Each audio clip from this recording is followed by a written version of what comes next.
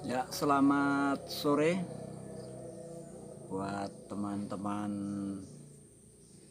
pecinta tanaman rempah ya. Kali ini buat video tentang stek atau pengambilan batang atau pengambilan batang pohon atau batang yang mau dijadikan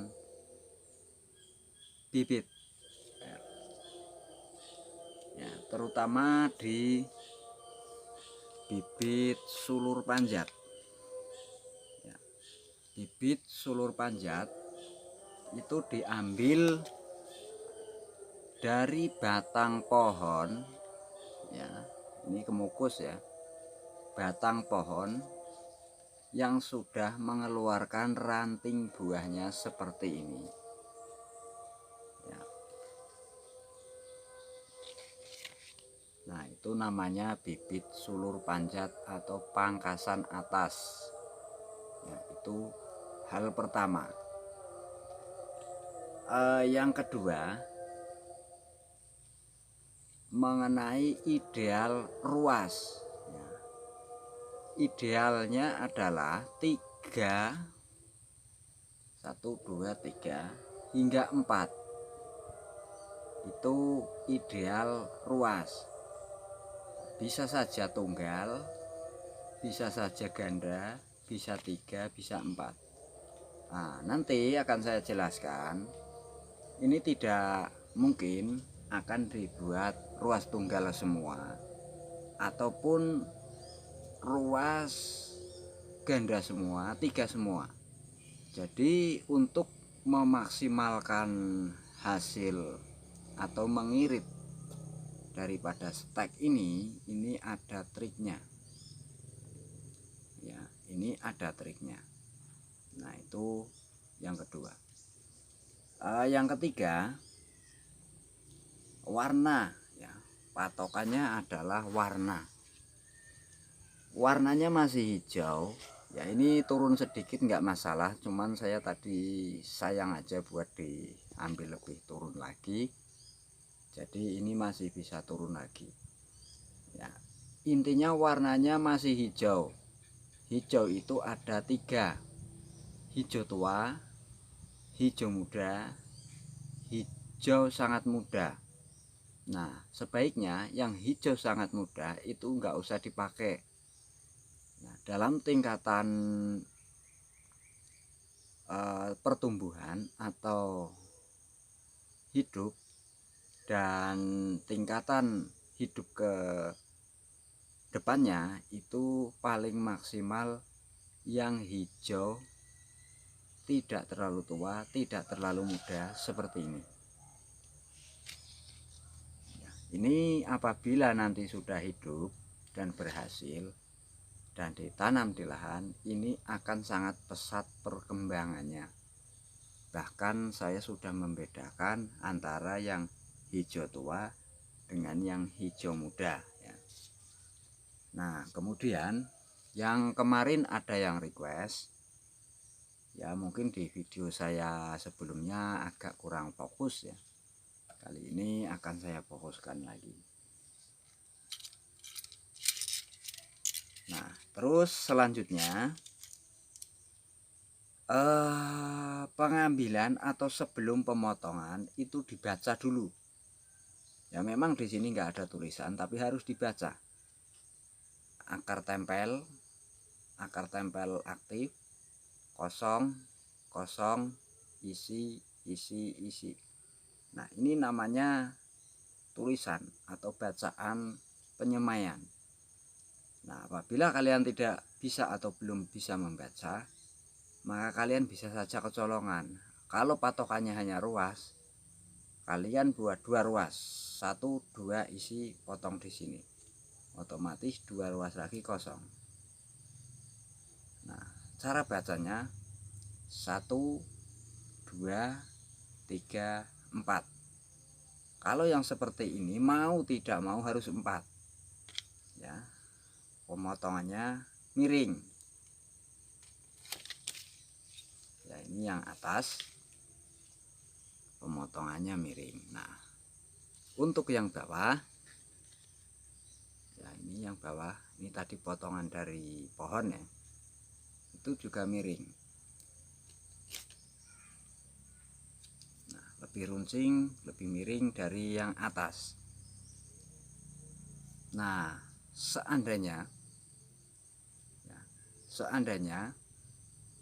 kalian mau buat 2 ruas ya, kalian mending potongnya di sini. Jadi ini dibuat ruas tunggal, terus yang ke atas ini yang kosong, ini bisa dipakai lagi. Nah, kemudian 2 daun ya, 2 daun, yang daun paling bawah ini dibuang semua. Ini bisa enggak dibuang, bisa dibuang. Namun kalau enggak dibuang, ini harus dipotong separuh-separuh. Kalau saya suka saya buang. Ya, seperti ini. Ini sisakan separuh kurang. Nah, ini separuh. Ini posturnya seperti ini. Nah, di kemukus ini ada kelemahannya satu. Jangan kalian merendam posisi berdiri, karena lendir atau cairan di dalam sini akan keluar semakin banyak. Usahakan wadah yang kalian buat perendaman CPT nanti itu rebah begini. Kemudian angkat lagi, angin-anginkan, rebahkan lagi. Diangin-anginkan, posisinya rebah dari rendam sampai pengangin-anginan itu rebah. Nah, kemudian kita baca yang kedua. Nah, kalau yang full seperti ini ya, 1, 2, 3, 4, 5, 6, 7. Kita bacanya itu seperti ini. Kalau ini dijadikan 3 ruas, 1, 2, 3, ini masih ada, ini masih ada. Sebaiknya dijadikan 2. 1 di sini. Nah, nanti yang atasnya ini akan dapat yang terbenam itu akar yang banyak. Oke, kita potong ya, posisinya miring.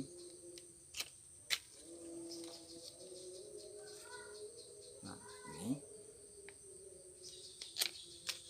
kalau 2, 1 buang, ini dibuang seperempatnya aja. Nah, kenapa? Pada uji coba yang saya lakukan, stek yang tanpa daun itu lebih rawan beresiko mati atau gagal seperti ini. Yang paling ideal tetap seperti yang saya bilang tadi, 3 hingga 4. Tunasnya akan besar dan lebih cepat. Nah, apa fungsi akar yang tidak terbenam ke tanah? Ini nanti di usia sekitar 10 harian, kadang 7 hari, 10, 7 hingga 10, ini akan hidup. Dan ini akan menyerap kelembaban udara yang mengandung air dari dalam sungkup untuk bertahan. Ini fungsinya, kenapa dianjurkan yang ada akar tempelnya. Mungkin ada yang bertanya-tanya, kalau nggak ada akar sama sekali bisa nggak? Bisa. Jawabannya bisa. Cuma itu memakan waktu hampir 2 kali lipat daripada yang sudah akar seperti ini. Ini masuk semua ini. Yang tanpa akar tetap bisa. Nah, jika kalian mau membuat kemukus perdu, ini rantingnya seperti ini ya, potong separuh semua. Nah, jangan ambil ranting yang terlalu muda, jangan juga yang terlalu tua. Nah, ini kalau yang ranting seperti ini nanti insya Allah akan ada pembahasannya, cuman ini hanyalah bahasan soal pengambilan bibit terbaiknya aja. Ranting patokannya adalah ranting yang berdiri tegap, yang masih muda, tidak terlalu tua, tidak terlalu muda. Lagi-lagi dalam masalah potongan tetap, nah ini baik yang panjat ataupun yang perdu, di potongan ini nanti akan sembuh atau apa namanya ya, sembuh lah intinya, jadi kulit dan mengeluarkan akar ya. Ini potongannya seperti ini, baik di tunas panjat ataupun perdu, ini nanti di potongan sini akan mengeluarkan akar. Nah, apabila kalian mau buat perdu, jangan terlalu jauh ya, kira-kira polybagnya aja. Nah, segini nanti di sasaran utama akar, tumbuhnya akar itu di sini ya. Kemudian triknya begini, dilukai sedikit,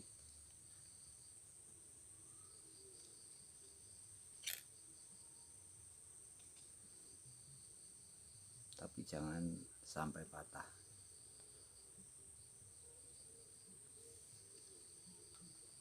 Nah, kemudian untuk yang panjat sudah, tua mudanya sudah, cara potongnya sudah cukup jelas ya. Cara potongnya yang bawah lebih miring, pembuangan daunnya sudah, ideal berapa ruas, 3 hingga 4 sudah, ruas tunggal sudah. Sekarang kelebihannya, jika kita menggunakan 4 ruas, tunasnya akan lebih besar dan lebih cepat dalam pertumbuhan. Kekurangannya adalah boros.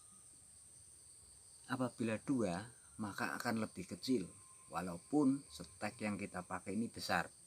Semakin pendek semakin kecil, semakin panjang semakin besar, tapi jangan melebihi 5. Nah, itu tadi tentang steknya ya, steknya. Kemudian pemakaian dari perangsang akar, saya menggunakan hidroksin.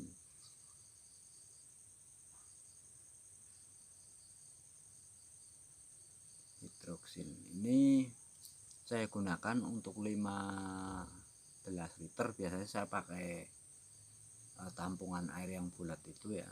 15 liter itu sekitar kadang 4 kadang 5, tergantung kondisi ininya. Kalau ininya banyak yang kosong saya pakai 5, kalau yang masih isi seperti ini saya pakai 4. Teteskan ke situ 5 hingga 4 tetes, aduk, rendam, posisi perendaman tidur. Kemudian sekitar 1 jam. Kalau dosisnya rendah 1 jam, kalau dosisnya tinggi cukup 20 menit. Tiriskan dan angin-anginkan, jangan langsung ditancap sebelum diangin-anginkan dulu. Penganginannya itu sampai ininya menandakan kering-kering gitu loh. Kemudian stek yang sudah sangat tua nih, bisa dengan mode yang sama, dengan perlakuan yang sama, bisa, cuman nilai atau tingkat kegagalannya tinggi. Dan pertumbuhan nantinya ketika sudah di lahan ini rendah, namun itu ada triknya ya. Kemudian oke, kita ambil dulu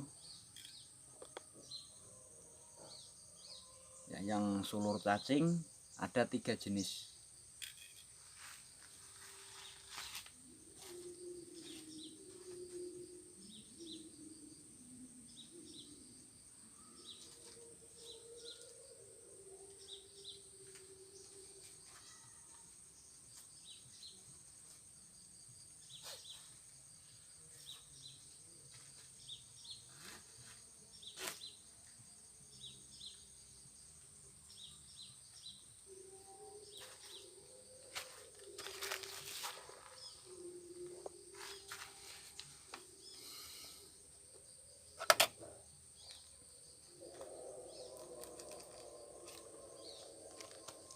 Ini sulur tanah atau sulur cacing, mode potong atau mode penanaman, mode sungkup dan lain-lain itu sama.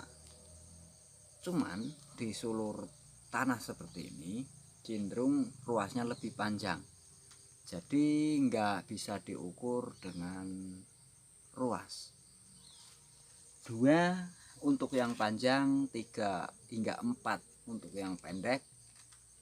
Nah, ini 2 ya. Sulur cacing ya, sulur cacing itu ada 3 jenis. Sulur cacing yang kecil, sulur cacing yang besar, sulur cacing yang paling besar. Ini yang ukuran tanggung. Yang paling bagus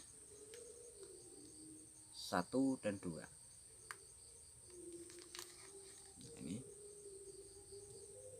Ini ketika ditanam di lahan lebih gampang nempel, lebih cepat berbuah. Ini dan ini. Karakternya, tumbuhnya di pembibitan juga beda. Sulur cacing yang kecil relatif daunnya pertumbuhan di bibit itu keriting-keriting, sedangkan yang ini tidak. Nah, ini karakter dari sulur cacing.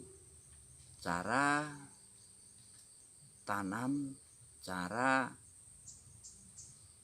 penyemaian, pengambilan stek sama. Cuman di sulur cacing ada satu. Sulur cacing atau sulur tanah di bawah pohon betina itu tidak saya jamin betina. Kenapa? Karena itu bisa jadi biji yang jatuh sisa pemanenan tumbuh jadinya sulur seperti ini persis. Ingat ya, persis. Ini itu nggak bisa diidentifikasi hanya lewat daun jantan dan betinanya. Jadi sulur cacing itu harus diambil benar-benar dari batang pohon betina,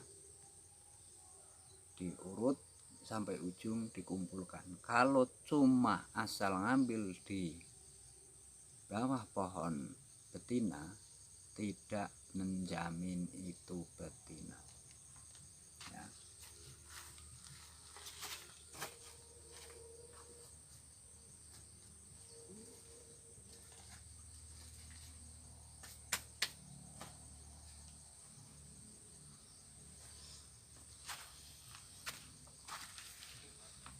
Ya, untuk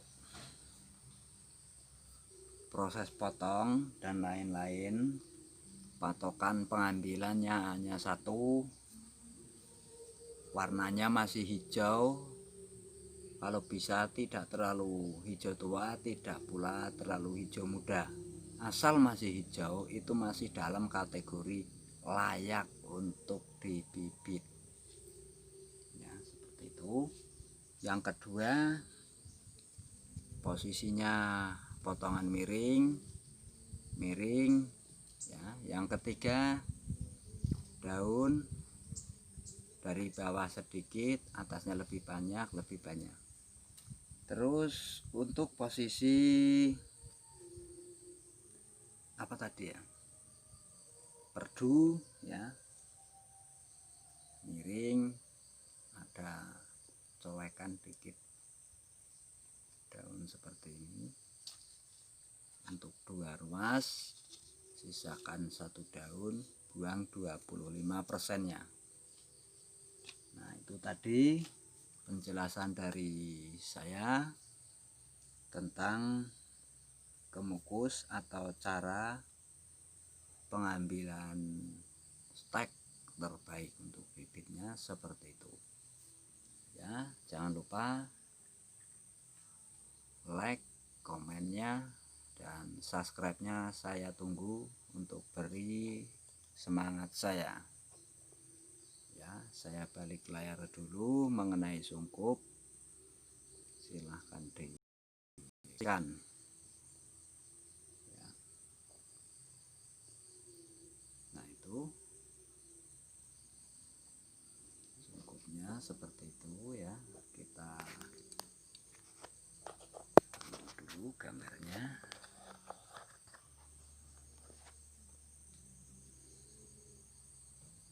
Nah, di sana ya bisa dilihat itu plastik di sebelahnya itu menandakan kalau sore terpapar sinar matahari dari samping situ. Jadi saya menggunakan plastik yang sudah kusam untuk menangkal sinar matahari. Ya, ini sungkup yang satunya, penangkalnya ada di kali itu. Ya, karung bekas saya belah untuk penangkal. Oke, demikian tadi penjelasan saya mengenai bibit. Ya. Ini tadi malam hasilnya. Ini ada lada cabai jamu dan itu kemukus. Ya, ada juga yang sambung di belakang. Oke, terima kasih. Semoga videonya bermanfaat. Jangan lupa saya nantikan subscribernya ya. Nah, itu ada area kebun yang baru ya, ini kebun saya yang saya beri judul rempah dan buah. Nah, di atas sana yang ada ban itu kebun yang sudah mulai produktif ya. Oke, terima kasih dan selamat sore.